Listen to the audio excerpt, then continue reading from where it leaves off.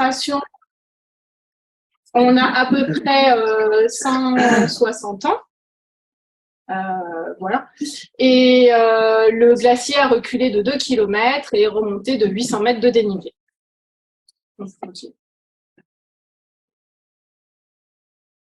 Alors, le glacier blanc, c'est le glacier le plus méridional des Alpes françaises, qui est observé au travers de mesures donc, en France. Donc, en fait, il fait à peu près 5 km de long en 2022. Donc, la surface est 440 hectares. Il démarre aux alentours de 4015 mètres, donc au sommet du dôme des Écrins, au pied de la barre. Et il se termine par le front à 2640 mètres d'altitude. Alors, la partie face nord de la barre qu'on voit bien au fond là-bas est très chahutée et puis c'est une pente assez raide. Ensuite, il y a un grand bassin d'alimentation avec une pente plutôt faible, avec en moyenne 10 degrés de pente. Et puis, il se termine dans un virage orienté plus sud-est par une zone de sérac vers le front qui est également très chahutée. Ici, en fait, on voit la répartition de la surface du glacier blanc par tranche d'altitude. Donc, on voit bien, en fait, que les zones de basse altitude sont très réduites. Ensuite, on a cette grande proportion de surface qui concerne la tranche 3000, 3005 et qui correspond au large bassin d'alimentation. Et puis, les zones de haute altitude au-delà de 3005, donc pied et barre. Alors, on avait fait des travaux de reconstitution de modèles numériques de terrain à partir de vieilles cartes historiques et de photogrammétrie aérienne. On a toutes les années, donc 1904, 1925, 1967, ce sont des cartes historiques. Et puis 1952, 81, 2002, 2014, ce sont des photogrammétries aériennes. Et du coup, ces modèles numériques de terrain nous ont permis d'avoir plusieurs mesures de surface, de longueur du glacier. Donc là, par exemple, on a reconstitué toutes les limites du front. Et puis, on a également reporté, en fait, la limite en 1853 où le glacier blanc et le glacier noir se rejoignaient. Et puis, quand ils se sont séparés, on a plus tard, en 1880, la nouvelle limite du glacier blanc. Donc, on peut voir du coup l'évolution et le recul du front au fur et à mesure de ce siècle. En fait, il y a du coup 110 ans qui sont représentés ici. Et puis, on a du coup récupéré pas mal d'autres données sources pour représenter de manière encore plus détaillée en fait ce recul de front. Donc des fois on a des limites très précises, des fois on a juste la position maximale du front, mais ça permet d'avoir un bon aperçu de l'évolution du glacier blanc depuis 150 ans, enfin depuis même quasiment 2 siècles, depuis la fin du petit âge de glace jusqu'à aujourd'hui. Voilà, donc après, ça nous permet de représenter ces données sous forme de graphique avec ici l'évolution donc de la longueur du front. Donc, on voit bien qu'il a perdu plus de 2 km depuis le début des années 1800 jusqu'à aujourd'hui. Ici, on a toutes les données sources. Donc, il y a les cartes historiques, les photogrammétries aériennes, comme j'en ai parlé. Il y a également des cartes municipales, des cartes d'état-major, tous les relevés, toutes les archives des eaux et forêts, et puis des relevés de laboratoire, de la géomorphologie au travers des observations de moraines, et voilà, diverses études. Et du coup, on peut reconstituer de la même façon les variations de surface depuis 1904. Donc, on voit que le glacier blanc a perdu plus de la moitié de sa surface par rapport à 1853, notamment ici.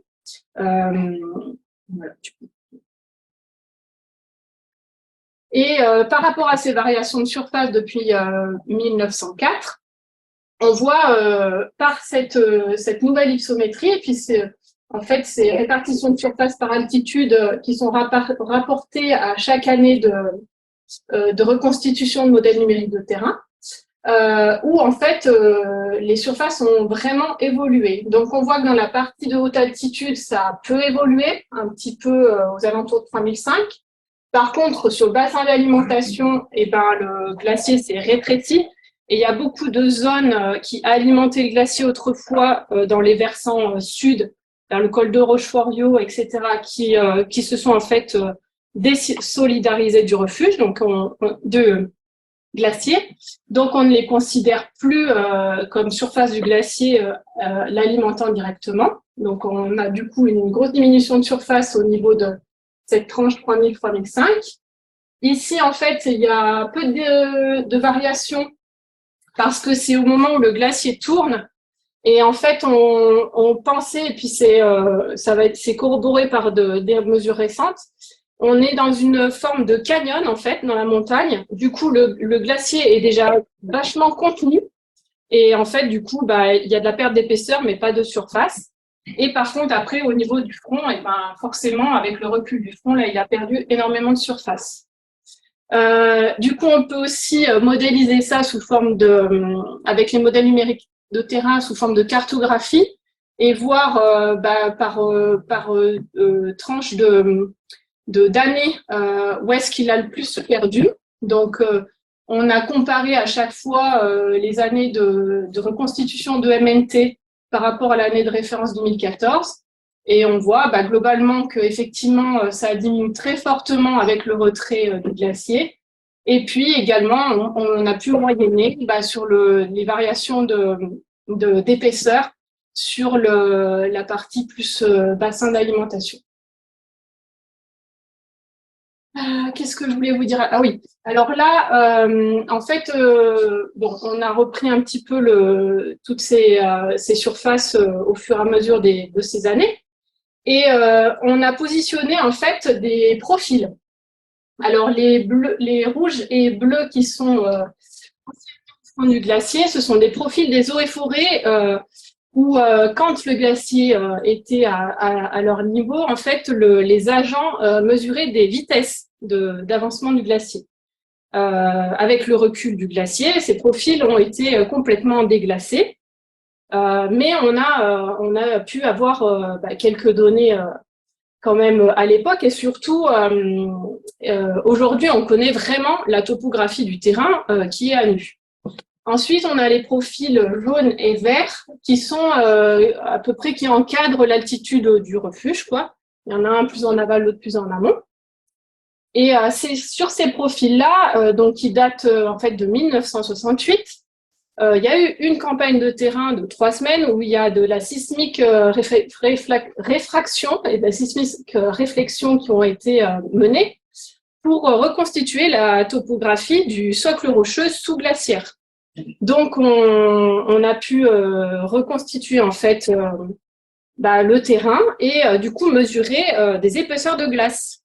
Et en fait, ces épaisseurs, on a pu les reconstituer sur toutes les années de modélisation de MNT qu'on avait reconstituées avec les cartes historiques et photogrammétrie aérienne. Du coup, on a les résultats après. Voilà. Donc, sur le profil jaune, qui est le profil amont de 1968, on voit que en 2014, il restait encore 290 mètres de glace. Et on voit que depuis 1904, ça a perdu à peu près une cinquantaine de mètres d'épaisseur. 50, même un peu plus. Non, oui, 26, pardon. Après, sur le profil vert, on est plutôt à 240 mètres. Sur les profils du bas, donc on voit que toute la zone a été déglacée. Donc il y a le profil bleu, en fait, le glacier a réavancé à une période du siècle, à la faveur en fait d'été un peu plus frais et puis d'hiver plus arrosé. Donc ça, c'était la fin des années 70 qui ont suivi une période un peu plus froide dans les années 50-60. Et en tout cas, on voit comment le glacier a perdu de l'épaisseur depuis 1904. 26 mètres. Alors, 26 mètres, c'était à 3100 à peu près mètres d'altitude qu'il a perdu. Et puis, j'ai plus les autres balles. C'est 35 mètres donc sur le profil du dessous qui est à 3000 à peu près. Et puis, bon, après, les profils rouges et bleus, ils sont aujourd'hui complètement déglacés.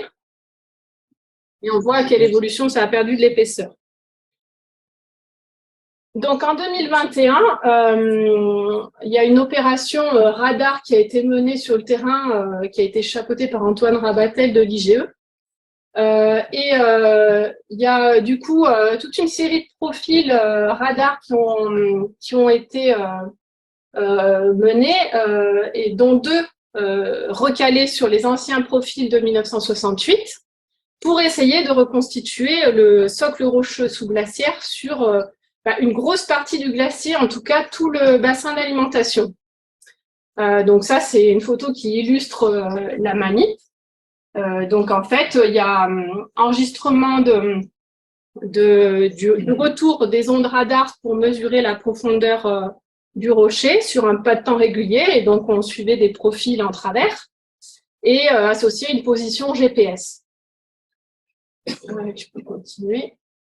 Voilà. Et du coup, l'analyse de ces mesures nous a permis d'avoir ces résultats. Donc, on voit qu'il y a 3 zones très surcreusées du glacier. Donc là, ce sont des chiffres de profondeur et qui ensuite sont ramenés à des chiffres d'altitude. Et ça permet d'avoir une idée de ce qu'il y a sous la glace. Donc, on voit quand même 3 dépressions. Et c'est là qu'avec Damien, on imagine des lacs le jour où il n'y aura plus de glace. Donc, ça alimente plein de discussions intéressantes le soir en refuge. Mais voilà. Et en tout cas, ce qui est intéressant, tu peux continuer. Non, on le verra après. Ce qui est intéressant, il y a une illustration dans la présentation ensuite, c'est que ça correspond bien, en tout cas, à ce qui avait été mesuré en 1968 sur les 2 profils jaune et vert. Voilà, donc quelques chiffres. Entre 1904 et 2014, le glacier a perdu une trentaine de mètres d'épaisseur en moyenne, donc 170 mètres au niveau du front normal, puisque là, il s'est retiré. Et il a perdu 190 hectares en 110 ans. On a une illustration en dessous. Je vais continuer. On a une photogrammétrie aérienne qui a été faite en 2019, donc suite à une commande commune INRAE-IGE, où on a pu du coup mettre les chiffres de 2014 à jour de 2019. Et donc là, en 5 ans, on a perdu 6 à 8 mètres de perte d'épaisseur moyenne par an, donc dont 45 mètres au niveau du front. Ensuite, ça représente 39 hectares entre 2014 et 2019. Je vous avais dit qu'en 110 ans, c'était 190 hectares. Donc là, en 5 ans, on a perdu 1/5 de ce qui avait été perdu en 110 ans. Et ça équivaut à ce qui avait été perdu en 12 ans, de 2002 à 2014. Donc, ça montre quand même une accélération. Voilà, la perte de masse annuelle, elle a été multipliée par 10. Donc, on avait calculé entre 1904 et 1925, à l'aide des modèles numériques de terrain reconstitués, que le glacier perdait 15 cm d'eau par an en moyenne. Dans les années 50-60, il perdait donc plus, c'est-à-dire 25 cm d'eau par an. Et puis ça, pareil, de la même manière, ça s'est accéléré entre 2002 et 2014 avec 76 cm d'eau par an. Et entre 2014 et 2019, eh bien, on est sur une perte équivalent en eau de plus d'1 mètre, donc de 1,1 mètre. Voilà, donc on a une nouvelle limite du coup pour le front en 2019, donc il a encore reculé de plusieurs dizaines de mètres.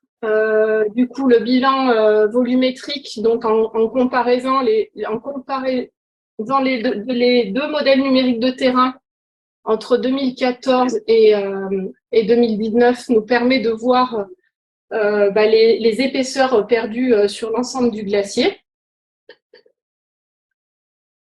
Voilà, donc ici, ça corrobore ce que je disais juste avant, vous avez le profil du terrain reconstitué par les levées sismiques de 1968 et le profil donc correspondant aux mesures radar de 2021. Donc ça correspond bien. Et puis vous avez les épaisseurs du glacier. Donc on voit que entre 2014 et 2019, il y a encore une dizaine, c'est quoi l'échelle ? Oui, une quinzaine de mètres supplémentaires de perdus. Et là-bas, on voit justement l'accélération dans les pertes de masse cumulées de 1904 à 2019. On voit bien que la pente descend doucement, que le glacier a repris un peu du poil de la bête, du coup, sur la fin des années 70, et que depuis, il ne fait que perdre de la masse et qu'il la perd de plus en plus vite. Voilà, donc on en arrive aux mesures de terrain. Donc depuis une vingtaine d'années, un bilan de masse glaciologique est réalisé sur le glacier blanc. Qui dit bilan de masse sur une année dit d'abord mesurer un bilan d'hiver. Alors qu'est-ce qu'est le bilan d'hiver? C'est tout simplement de faire le compte du cumul de neige de l'hiver, donc des précipitations qui ont eu lieu d'octobre à mai. Pour ça, on va faire des carottages dans la neige pour mesurer la hauteur de neige qui est tombée sur l'hiver. On mesure également les densités de neige pour ensuite calculer l'équivalent en eau de ce qui a été apporté au glacier durant l'hiver. Donc, on fait ça sur un réseau de balises sur le glacier. Du coup, on a un bilan d'hiver par balise. Ce bilan va être rapporté à une tranche du coup altitudinale et ensuite extrapolé à l'ensemble du glacier. Et puis ensuite, à cette même manip de terrain, on va implanter les balises d'ablation pour mesurer la fonte de ce stock de neige tout au long de l'année. Voilà, donc là, on peut déjà introduire Damien, puisqu'il est à l'œuvre quand même. Donc, c'est des manips. Alors là, on a fait des belles photos, mais parfois, c'est la tempête. Hein, donc, c'est pas toujours joli. Donc, ça se fait en fait depuis le sommet du glacier dans la face nord des écrins jusqu'au fond. Voilà. Ensuite, on mesure le bilan d'été, donc c'est-à-dire la fonte du glacier. Donc, on compte de la neige de l'année, potentiellement du névé de l'année d'avant, et puis de la glace qui est en dessous. Donc, ça, c'est fait entre juin et octobre. Et donc, on va relever en fait les balises qu'on avait implantées, on va relever l'émergence, c'est-à-dire ce qui dépasse de la surface, pour voir ce qui a été perdu d'une session de terrain à l'autre. En zone d'ablation, donc la partie où le glacier ne fait que fondre, on a les relevés d'émergence des balises qui ont été implantées dans la glace. Et du coup, là, c'est vraiment une différence de hauteur de glace qui nous permet de savoir ce qui a été perdu en glace. Voilà, et donc ces balises d'ablation dans la glace, on les réimplante régulièrement dans la glace. Donc, c'est des balises qui font 10 mètres d'épaisseur. Pour pouvoir les relever d'une année sur l'autre, sachant que cette année, par exemple, il y a des balises où quasiment toute la hauteur, c'est-à-dire en tout cas plus de 7 mètres, ont fondu et on se dit que du coup, c'est des endroits où il va falloir implanter des balises tous les ans. Donc, le bilan d'hiver, c'est un cumul de neige et donc d'équivalent en eau. Le bilan d'été, c'est comme un thermomètre, en fait, puisque c'est donc un cumul de fonte. Et la différence entre les deux nous donne notre bilan de masse du glacier. Donc, à savoir s'il a été en déficit ou en bénéfice. C'est clairement les termes techniques utilisés en glaciologie. Donc, pour une année donnée, on a un bilan à chaque balise, ce qui nous donne un bilan moyen pour le glacier. Et après, on peut faire un bilan cumulé sur plusieurs années. On va contrôler ces mesures par le bilan volumétrique, qu'on appelle aussi géodésique ou cartographique, et qu'on fait par la reconstitution du coup des modèles numériques de terrain, issus soit de photogrammétrie ou de cartes historiques, comme on en a parlé au début. L'avantage du bilan volumétrique, c'est qu'on a une variation de volume sur l'ensemble du glacier, mais par contre, on n'a pas cette variation tous les ans. On a la variation tous les ans avec la méthode glaciologique, mais de manière ponctuelle qui est ensuite extrapolée.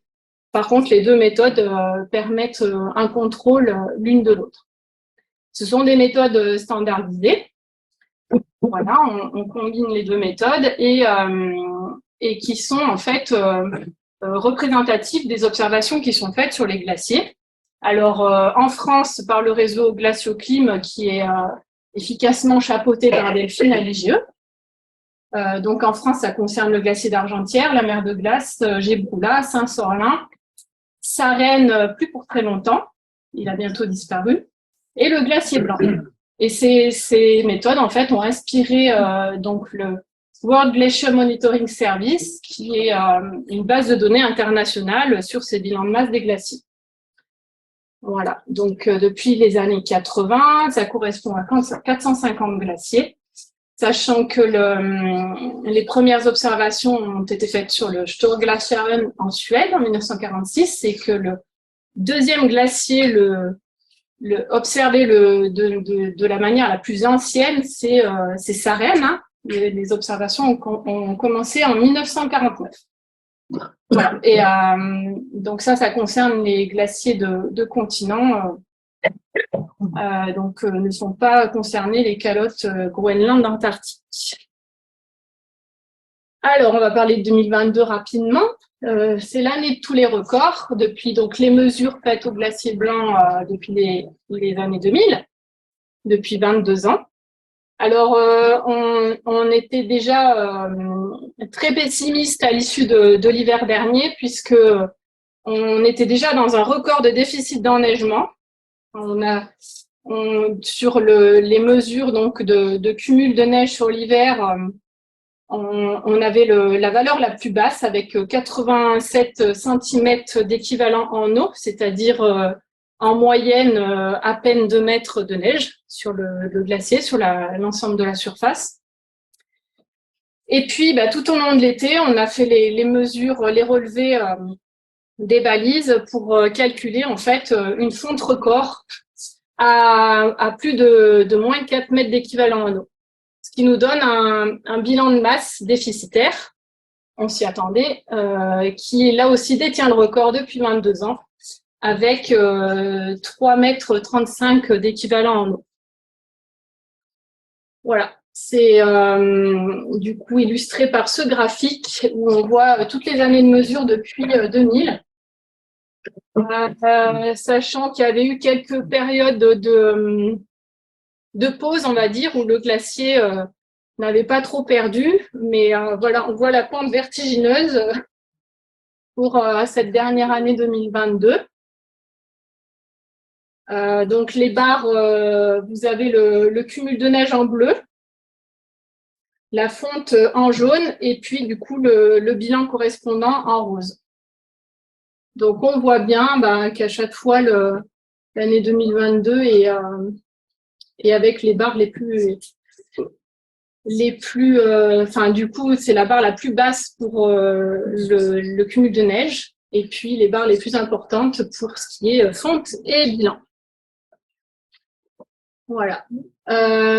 Donc ici, on a la reconstitution du socle rocheux sous glaciaire issu du radar 2021, donc sur les tons rose, jaune, avec les courbes de niveau correspondant donc au socle rocheux. On a les courbes de niveau du glacier en vert par-dessus. Il y a les deux profils de 1968 représentés et la surface de 2019.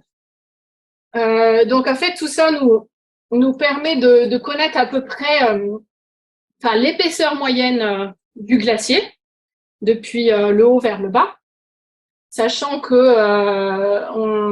on a fait un calcul sur la face nord des écrins pour lesquels il n'y a pas eu les campagnes radar, hein, on n'a fait que le bassin d'alimentation, mais avec une épaisseur moyenne de 70 mètres, en tenant compte des séracs, des falaises, de glace, etc.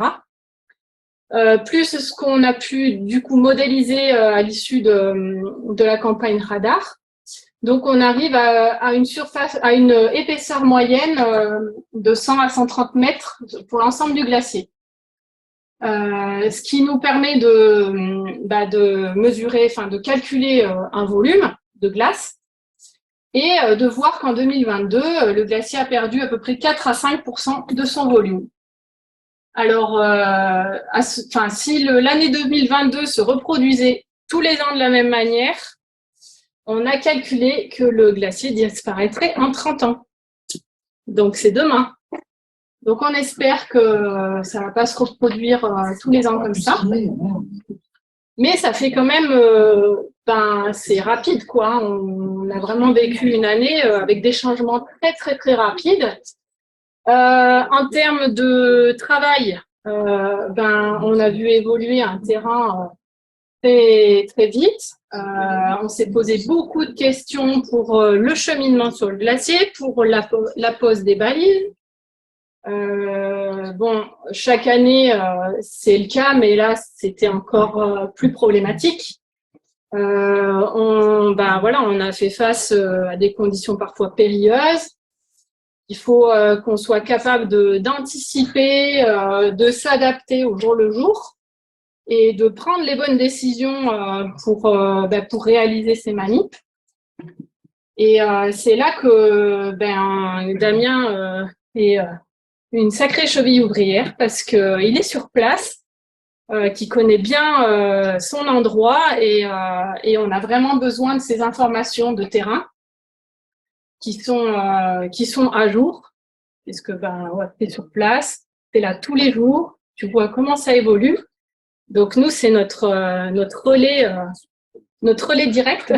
Je vois ceux qui tombent dans les crevasses, donc je dis, il ne faut pas aller là. Voilà, c'est ça. On peut continuer, du coup. Et puis, sur plein d'aspects, on est dans une collaboration qui est vraiment précieuse. Donc là, c'est plein de choses. Damien, il dit, oh, tu vas trop dans le détail et tout. Mais n'empêche que ça nous rend service tellement et ça nous facilite la vie. Ça nous permet de mener à bien les campagnes de terrain. Ça nous évite de revenir. Isabelle, ce matin, en introduction, elle parlait d'un rythme de travail accéléré depuis le Covid. Je crois qu'il n'y a pas que depuis le Covid, hein, c'était déjà le cas avant. Et en fait, Damien, des fois, avant qu'on monte faire la manip, il prépare le matériel au refuge. Il sait où sont les choses, il connaît notre matériel, il connaît nos méthodes. Donc, et voilà, vous voyez un peu là l'étalage sur la table. Quand c'est tout prêt, quand on arrive, c'est génial, quoi. On gagne du temps. On gagne du temps aussi parce que forcément, des fois, on a du matériel qui casse, on a des pannes de batterie. Et Damien, il est là pour nous secourir. Ça l'embête pas de faire des allers-retours glacier-refuge avec presque 200 mètres de dénivelé, à force que le glacier fonde, pour aller chercher quelque chose en dépannage au refuge. Et on gagne un temps précieux. On bénéficie des fois des héliportages pour faire monter le matériel, le GPS, des choses comme ça. On l'a déjà dit, relais local sur les conditions. Toi, tu fais des observations. En plus, tu connais. Tu fais des observations au niveau météo, déjà l'hiver, donc tu sais faire le reste de l'année. Et puis, t'es tout le temps sur place. Tu as le retour aussi des gens qui gravitent sur le glacier, les guides, les alpinistes. Si vous laissez un peu de temps à la salle, peut-être falloir... Ouais, ça va être à Damien. Alors, Damien n'est pas très bavard, ça va être... Mais, du coup, on va essayer de... Moi, j'ai... Ouais, je suis pas vrai. Eh ben, Damien, il a une station météo aussi pour enregistrer des températures, des mesures de vent, etc. Damien, ça lui arrive de faire la maintenance de la station météo quand nous, on peut pas y aller.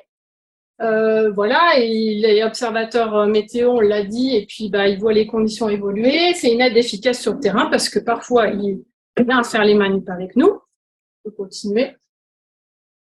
Bon, après, tous les aspects refuge, c'est notre ange gardien aussi. Il nous réveille, il nous prépare des bons repas. Pas simple.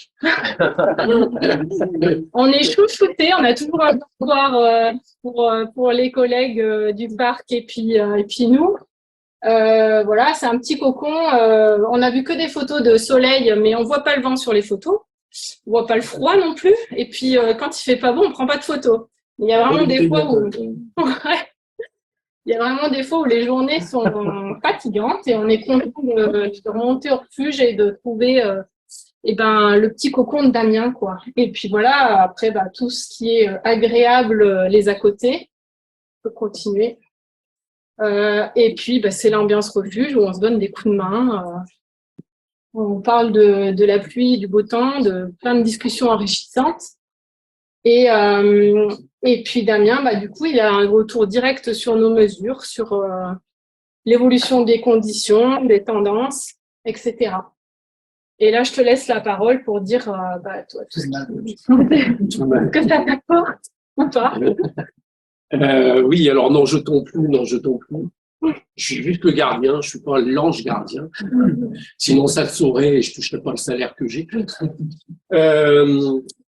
Non, en fait, je fais pas ça uniquement par abnégation.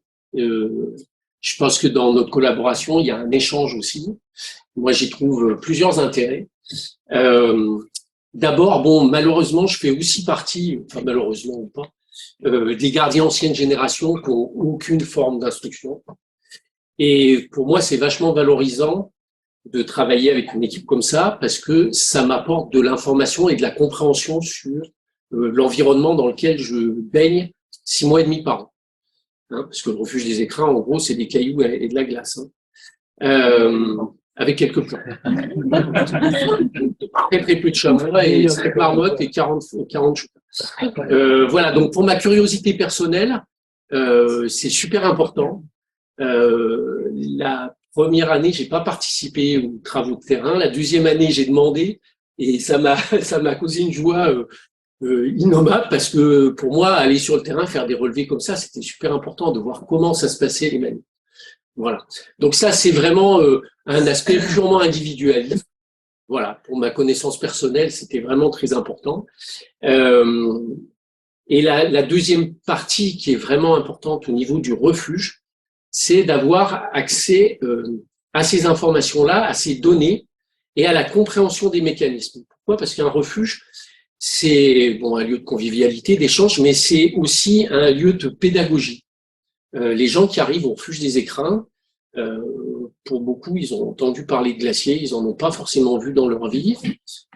Cette année, d'ailleurs, c'était extraordinaire parce que il y a plein de gens qui arrivaient et ils me disaient mais on n'a jamais vu ça comme ça. C'est-à-dire, on n'a jamais vu de glace. Je pense qu'il y a 70% des alpinistes, je dirais classiques, qui montent dans un refuge comme les écrins pour faire des courses un peu d'initiation. Ils sont marchés sur des glaciers mais recouverts de neige. Ils savent pas ce que c'est de la glace. Et pouvoir leur expliquer comment ça fonctionne un glacier et quels sont nos impacts dessus, c'est un moment où ils sont à l'écoute et où on peut aussi faire passer des messages sur qu'est-ce qu'on fait pour notre environnement, quelles solutions on peut trouver, comment on vit dans un refuge, dans un environnement comme ça. Parce que cette année, outre le fait que ça fondait vite, il y a quand même de moins en moins de glace directement autour du refuge. Donc nous, on a été confrontés, comme plein de refuges, à des problèmes d'alimentation en eau. Comment on fait pour gérer un refuge où il y a 100 personnes tous les soirs et quand on a 1200 litres d'eau par jour. Et on y arrive. Donc, faire partager ça et expliquer ça aux gens, c'est aussi un moment de pédagogie, d'apprentissage et avoir accès à toutes ces données-là, c'est super important pour valoriser notre discours. Parce que sinon, moi, avec ma formation, j'aurais jamais été capable d'expliquer aux gens pourquoi le glacier, il se comporte comme ça et ainsi de suite.